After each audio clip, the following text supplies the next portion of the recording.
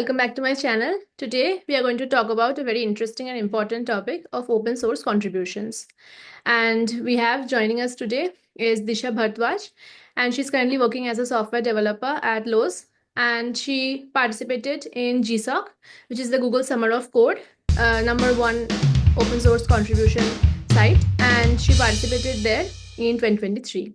And she's here to share about her experiences, everything about open source in general. Welcome, Disha. Hi Shimanti, thank you for having me over here. So, talking about myself, I'm currently working at Lowe's as a software developer, and I've completed 1.5 years in my professional journey. I started my open source journey back in my college days. So, like, I first started when I was in the second semester, I started my coding journey. And for the once I was little done, like, I have completed some of my projects. Then I started to realize, okay, well, how the industry level projects looks like. So that's where my open source journey started with.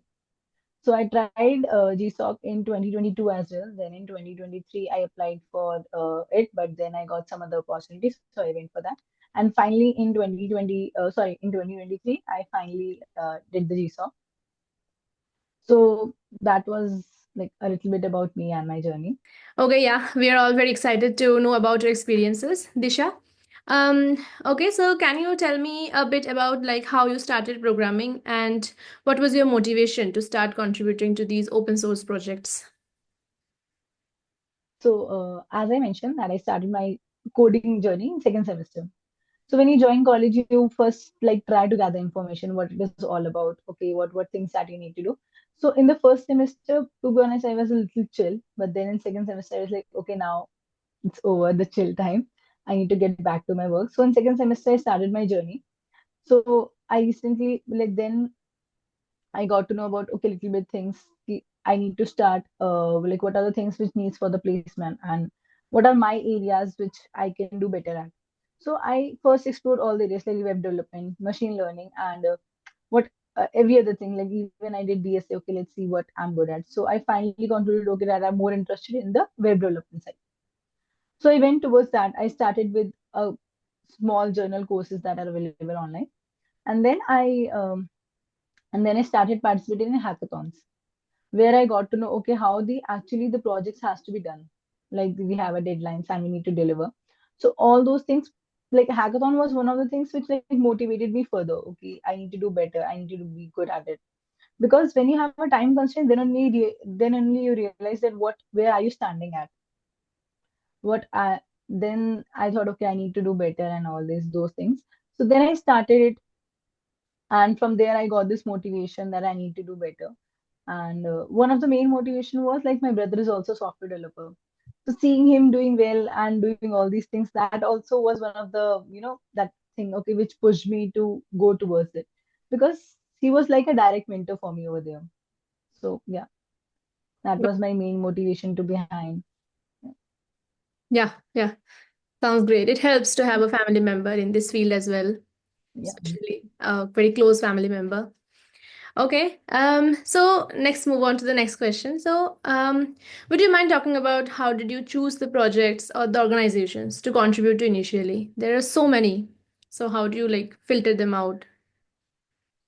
Okay, so when you start the GSOC journey, this is one of the questions where people tend to get confused and they stop their journey there itself. So you have to be consistent in that. And when it comes to selecting the organization and the projects, so first you need to understand which are your strong areas. As we know, there are a lot of organization, lot of projects going out there, and they all follow a different tech stack. So first you need to find out which is your strong area.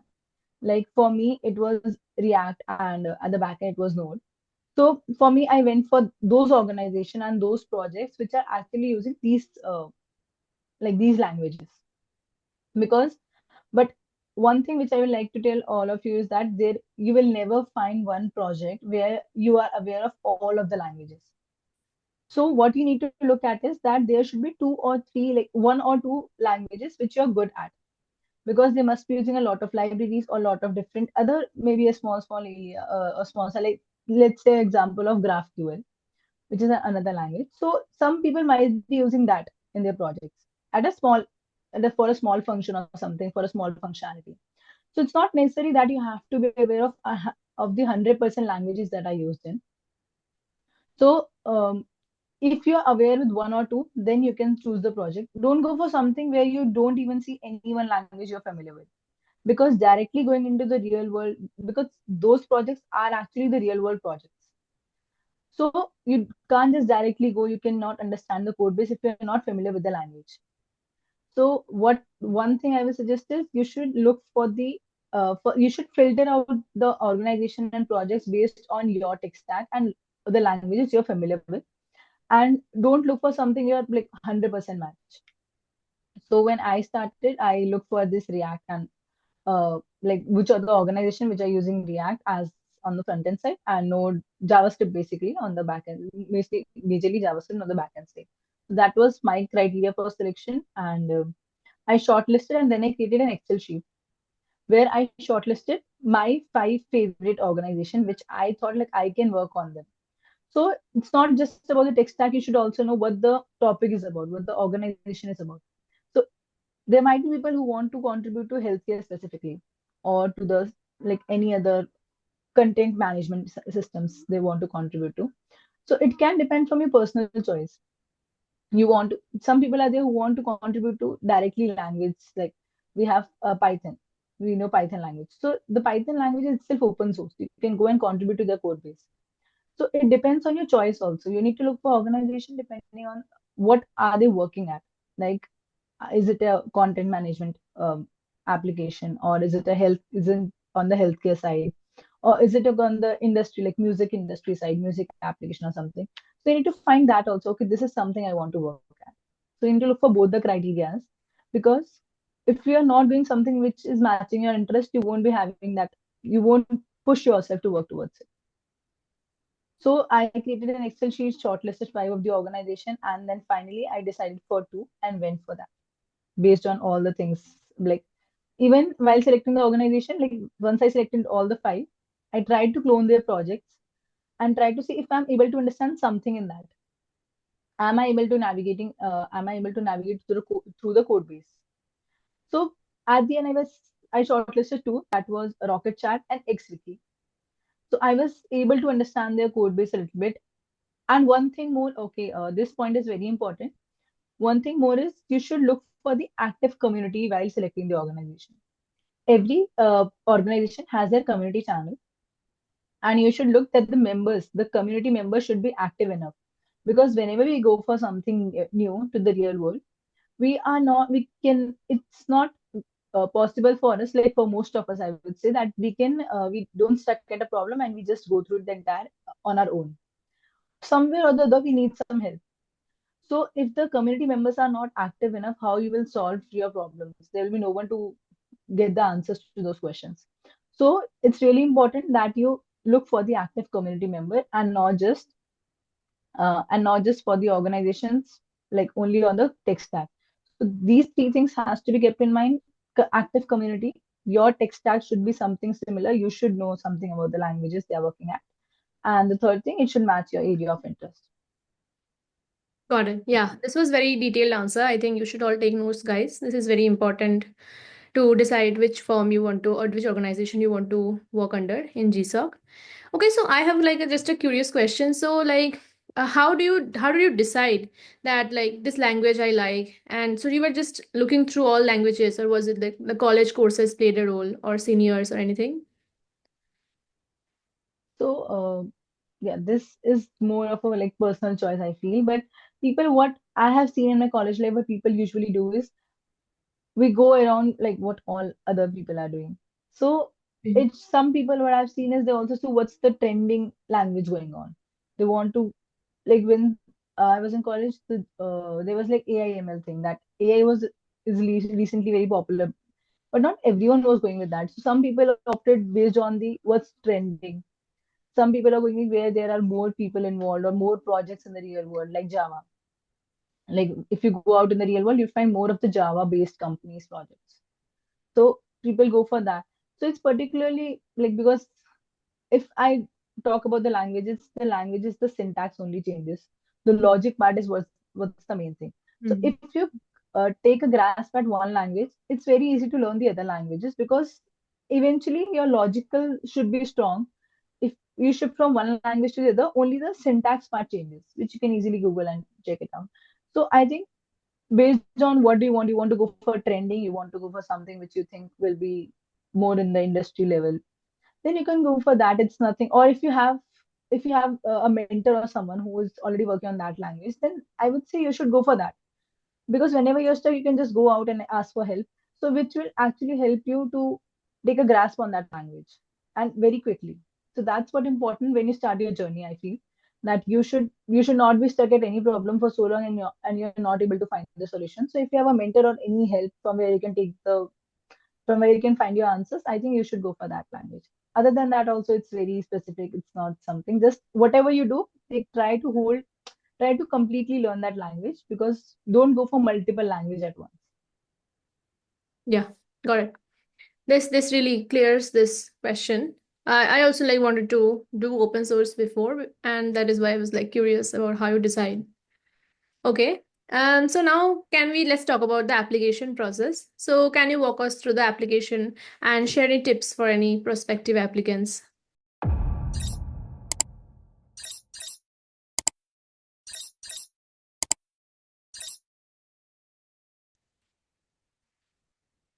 Okay, so when the person starts their research journey, so one thing that needs to be kept in mind is their proposal should be good enough that it can give that confidence to the mentors, to the person over there, that okay, you are the right person to solve the problem statement that they have mentioned. So what people generally do is they start their journey back in August and September. And it's not necessary that you have to start it too early. You can start at your own pace. Like I started my journey 1 month back. So it just depends on you how you have to explain how you have to get the confidence on on the project owners, that okay, you're the right person to solve the problem. So how you'll get that confidence? So you can try to understand their project. You can try to raise some PRs, and you can try to fix some issue, or even if you make changes, or even if you can raise the issues. Like it's not necessary that you have to solve a problem. When we use a particular application or any website, then we see some problems, right? Okay, that this button should be little smaller, or this button is not functioning properly as it should. So even you can raise those issues. So this will tell they will tell the project owners that you have gone through the project, that you have an understanding of what this project does. So again, while writing the proposal, so the GSoC period is for like 1 month long, where they give you time to submit your proposal, choose the project, and there's a submission date for that. So that is around 1 month long. So in that 1 month, what you should plan it accordingly. Like it should be, your first draft should be ready within 15 days. So we should share it with your mentor, and he or she will suggest you with what all things you need to do to make your proposal stand out. You can work on that. So for my particular proposal, it took like 5 iterations, and then it got finalized. The final draft was made.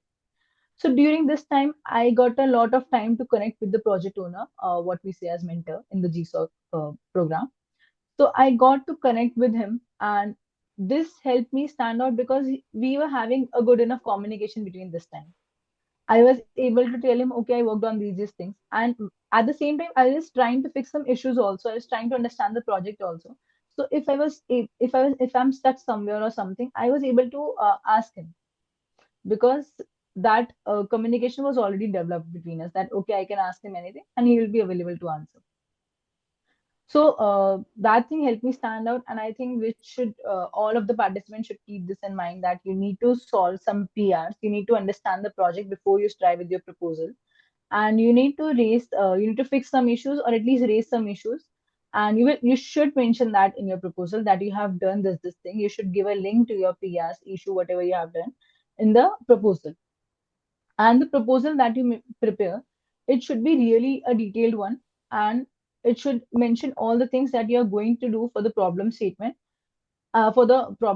solution. And there should be some future scope things also, which you might not implement, but you should write it in your proposal. Okay, these are the things which can be additionally done to enhance this project. So these are the things that you should keep in mind, and it's not necessary that you copy others and start your journey way too early. Just start at your own pace. but just don't get demotivated. So that's I would like to say for this question. Got it. Got it. Yeah. So like you said, like talking about these projects and proposals with your mentors. So the mentors they reply like before even the project has started, the GSOC thing. Yeah, for if you'll go out on the GSoC program, you'll find for every project there are some mentors allocated already. That might change when you got selected or when the project actually start, but for that particular period they already assigned, okay, these are the mentors that you need to discuss with.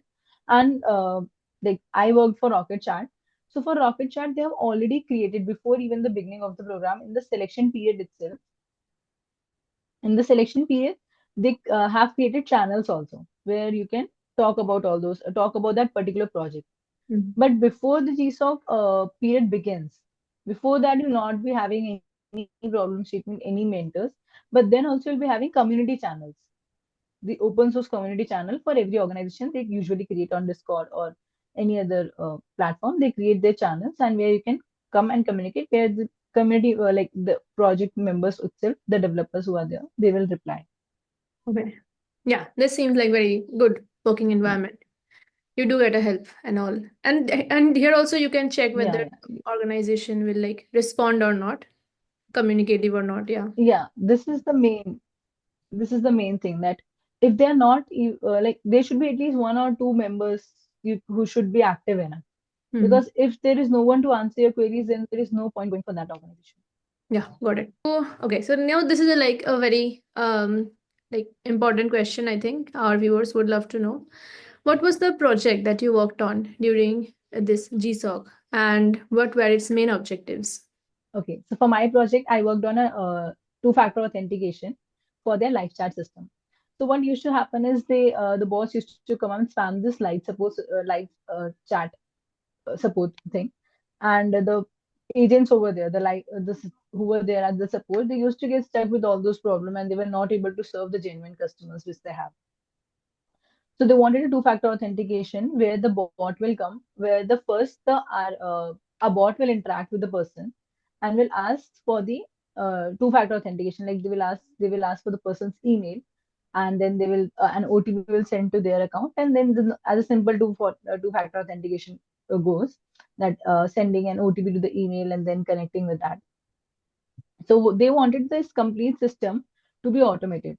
So we first started with a manual thing that the agent will itself ask for two-factor authentication, and later on we implemented that instead before assigning it to the agent, it will bot we will manage all this thing at a bot level. We will create a particular bot for this, which will first authenticate the user, and then it will be assigned to the agent, to the like a human agent. So this is what we implemented for the project. So if you go and check this project and then back in 2023 Rocket Chat, you won't find it, because they first thought of it as a completely different thing. It was just a captcha thing they tried to implement, but later on we just had a very like what should be the actual solution for this problem, and we came up with this two-factor thing. So it's not necessary that okay they will ask you, it's not like they won't ask you, but at the brainstorming level the project might change. But usually they will again ask you, are you comfortable with this? Are you okay with this? So at every level, it will not be like something will be just this will come up to you without your knowledge or something. At every step, you will be asked if you're comfortable or not. So this was the project I worked on. So this here I learned a lot of things, and around this time also there was like two mentors, one from India, one from US. So they both had a very different suggestions, and we used to brainstorm it. What should be the right approach to be followed? And I used to get a lot of suggestions. So this was a complete learning path for me, and this was the project. So this was just one of the project. Otherwise, when you go out in the organization, there are like many different projects out there, and this is was just an example of how the projects can be. Like other example which I can give to the people, like how it will look like. So for the Rocket Chat itself, they wanted to create this playground thing where they can test their toolkits, like how the things are working. So this was just one of the project for them. So they're like depending on the organization, it can be anything. Like projects can be the problem statements can be anything, because it basically are the issues they want the students to solve are the real problems that they're facing in their projects. So that they give out as problem statement. Got it. Yeah. Got it. Got it. Yeah. Okay. So, and like, how long does this project take? Like, is there like, suppose if it can't finish within the timeline or something, then what happens? So like because it's very unexpected, like since we are college students, so something or the other thing happens, and it's sometimes not possible that we finish our project in the given deadline. So they have buffer period also, but you have to inform your mentors or basically the project owners priorly that you got stuck in this work and you want some extension. Mm. So they will use they depending how much the project is left, they usually give you the extension, but that will not increase your stipend or something. So there are two kinds of projects. One is short, that those are 3 months long. The other projects are long one. They are 6 months long. I think now they have introduced after like recently I was going through the GSoC guidelines.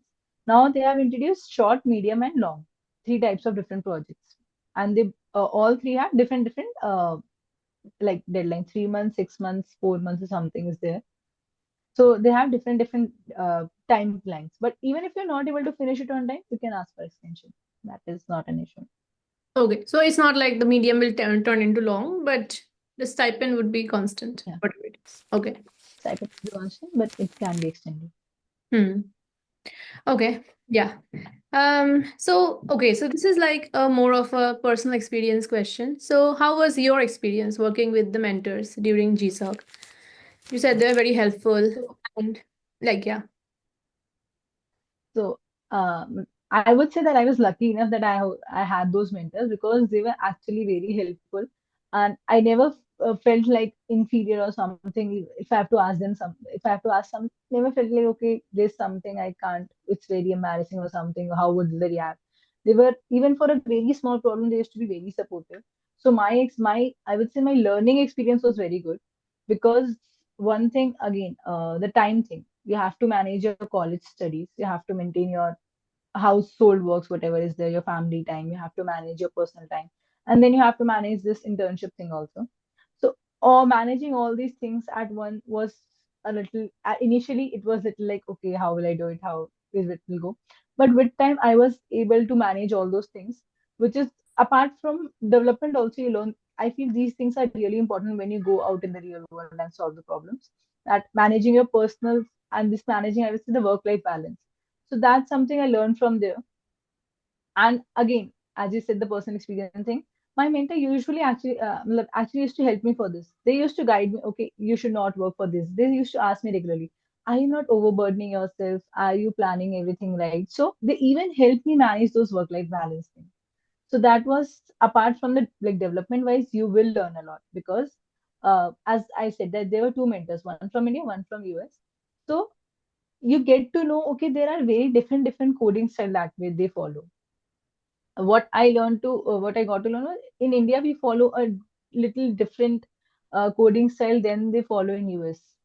So everyone has their own way of writing the code. It's not something good or bad, but yeah, you get to learn a lot of things, like different coding styles. Also, you get to learn what's good, what's bad, what are the good coding practices.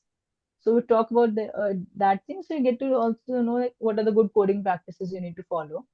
So all those things are there, which I think I learned from this, and it was a really good experience for me.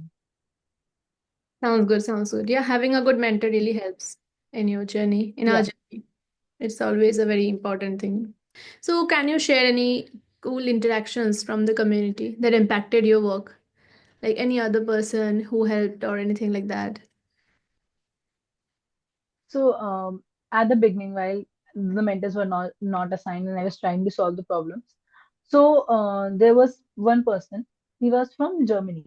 So I once connected with him, and I tried while I was trying to understand the project till that the GSoC period was not announced. So the way he made me understand the problem was very different and was very helpful for me. And talking about any tool, no, there's no such tool which you can use apart from debugger, I would say. So I would say you should, while you are go doing through any code base, take the help of debugger. Try to add the print statement so you can get to know the flow of how the code is, the flow of the project is. Because it's not like it's not your own project which you can understand. At college level, we usually interact with our own projects only. So how you will understand someone else code base is really important, especially in the college life when you have no understanding, okay, how actually the real world problems look like. So try to use a debugger and try to use as many print statements as you can. So this was something which I learned, like, okay, this is how you should understand someone else's code base. And the person I'm talking about, he was from Germany, and his like way of under like the project understanding was very different from the other persons who I was discussing it with. So you get to know a lot of different perspective, that there is not only one way of looking at things, there can be many different ways, and you need to explore that those also. Yeah, that seems like very a different perspective. Yeah, altogether. Yeah. Okay. So this is like a question that many viewers have asked before. So is it like difficult, and how much is it different from a corporate internship that generally students do? I feel it's not much different. It's just, I feel it's the same, only just from work from home you're getting the internship. So there is not much difference because there also you're exposed to the real world. Let's say I was if I would have been intern at Rocket Chat, like that also would be like a normal. Here I was intern through the through Google Summer of Code program. So it's anyways the same. It's not different. It's just like you can consider it as a work from home internship. So Okay, it's no different, I would say. Yeah. got it. But one thing, like suppose this is like open source contribution, right? So how do they make money? These organizations, everything is open source. Yeah. So these organizations, like what they do is, like you must have seen that there are some free things, free when you go to a website, some are some paid features are there and some free features are there. Hmm. So usually they earn from these what they have given in their exclusive programs or something that you can buy and use these features. Upgrade packs are there. So they usually earn from this. And talking about this GSoC program, so there the Google fund these open source organization, and we are not getting any like stipend from these organizations. We are getting it from Google. Okay. We I are working for these organizations, but the stipend that we get is from Google. It's their initiative to let the students know about the open source. got it. So that's why these organizations come and actively, because their work is getting there and we are getting paid by some other person.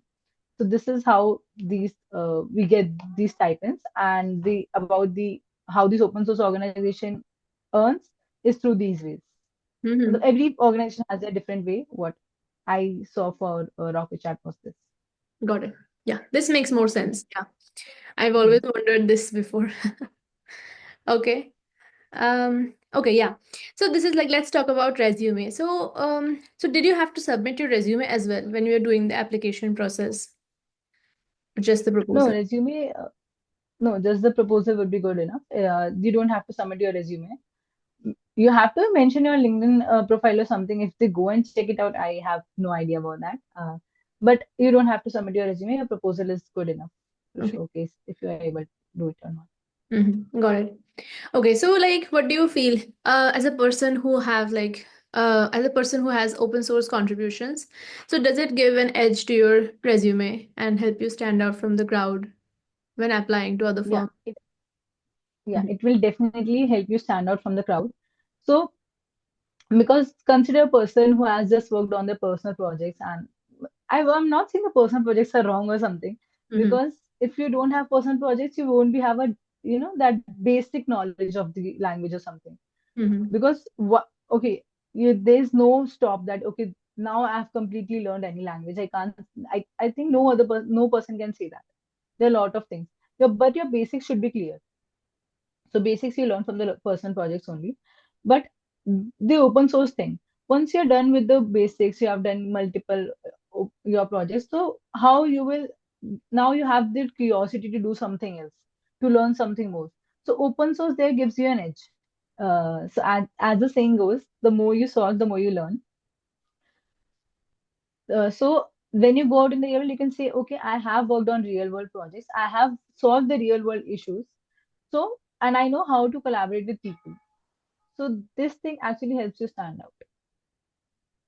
And if I talk about my personal experience also, so when I joined my when I started my professional journey at Lowe's, it was, I did not feel very different.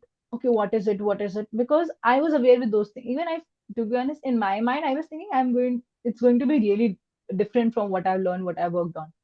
But since I was having this GSoC experience, it was not very different for me. I Mhm. said, okay, I've already worked on these things. I was not facing much of those issues. So yeah, that gave me an edge, and even I was appreciated by the people around me. So in your, when you start your journey and you get the appreciation also, that actually helps you boost your confidence, which is really required when you start your journey. Right. Makes sense. Yeah, definitely. So yeah, so GSoC always helps. Yeah, I also feel so. Open source contributions do really help. Um, Yeah. okay. So, okay, so let's talk about any kind of skills that you needed during the GSoC project. So, and how did you like acquire those skills? As I mentioned about the skills, you should be familiar with some any one of the language at least. Like that should be a minimum criteria, I would say. You should not just go out without any basic knowledge of the language. A basic knowledge is good enough. So you should have knowledge at least one or two of the language, and you should have some personal projects also done in that. Should not be just a theoretical knowledge. You should have some practical knowledge also. So as people come and ask me, can beginners do the GSOC? I would say yes. You should at least go through the projects. It's fine if you are not able to understand it in the first go.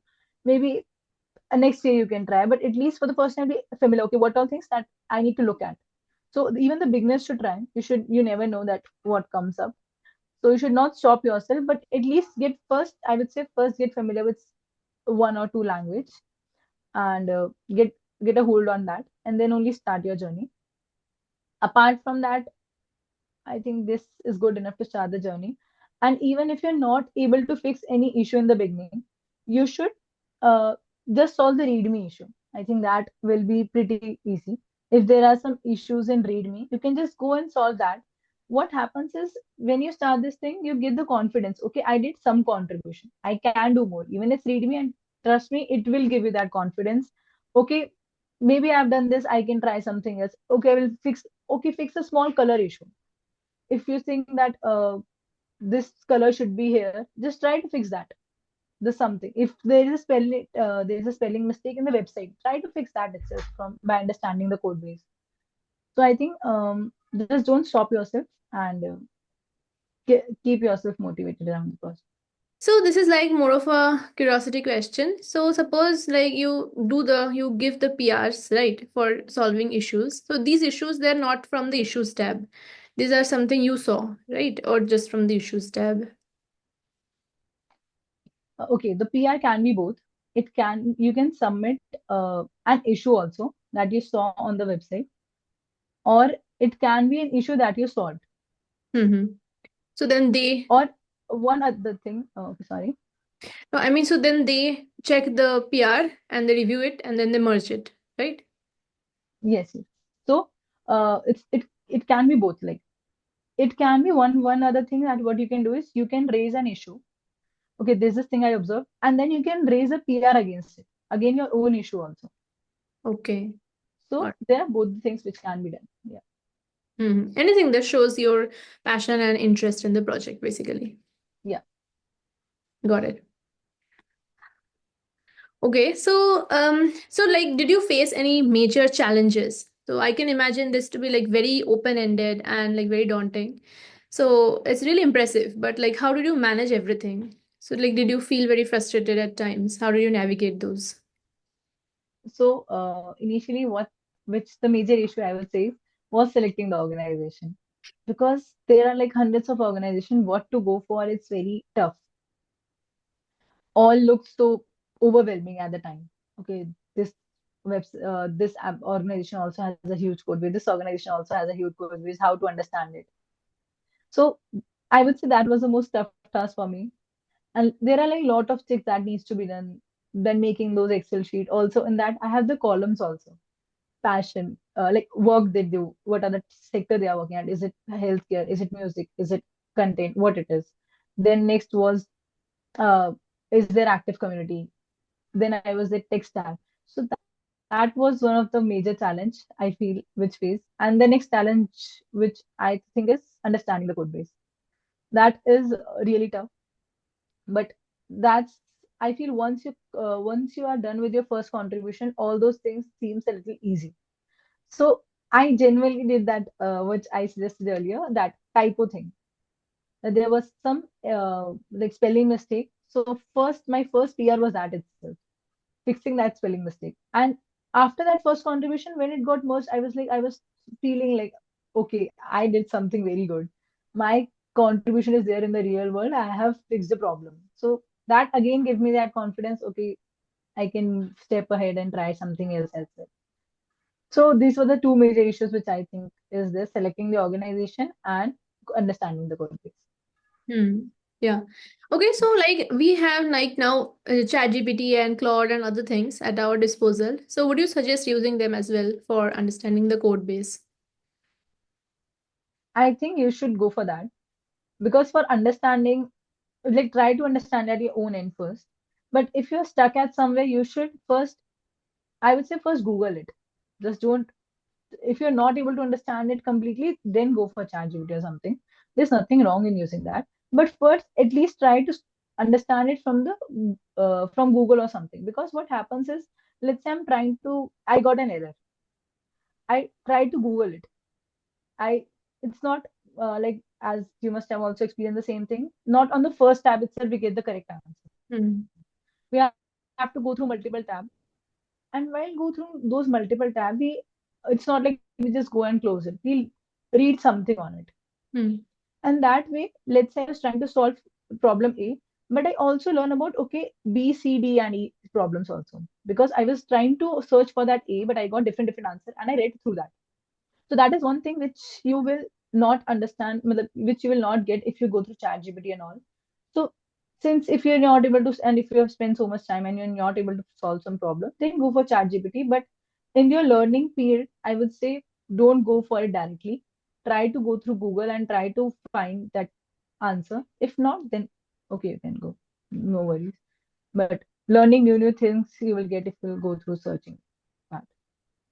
This is very different perspective from what I've heard. Like generally my friends all say you should just go for ChatGPT directly. But this is like very interesting. Yeah.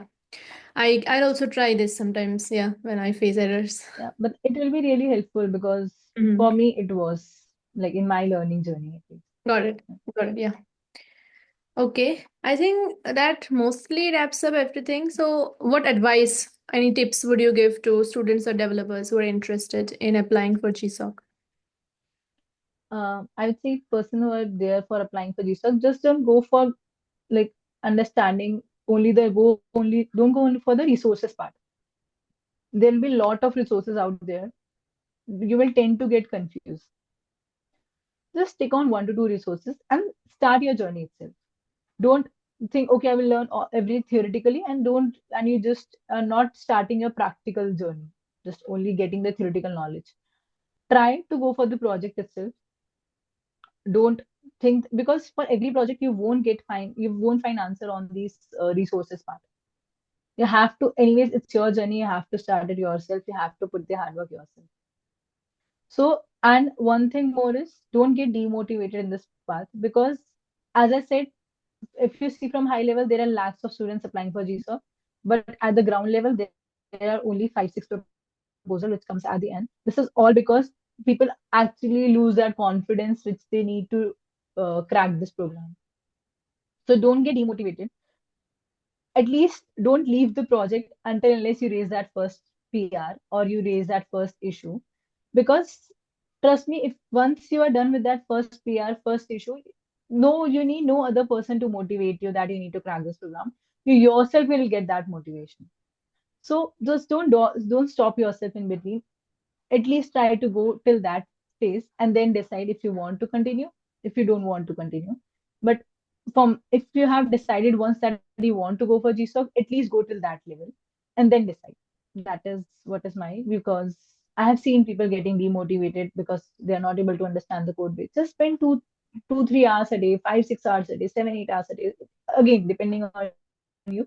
But try to spend some time and try to raise that first PR. Got it. Yeah. That's my suggestion. Okay. I think that wraps up all my questions.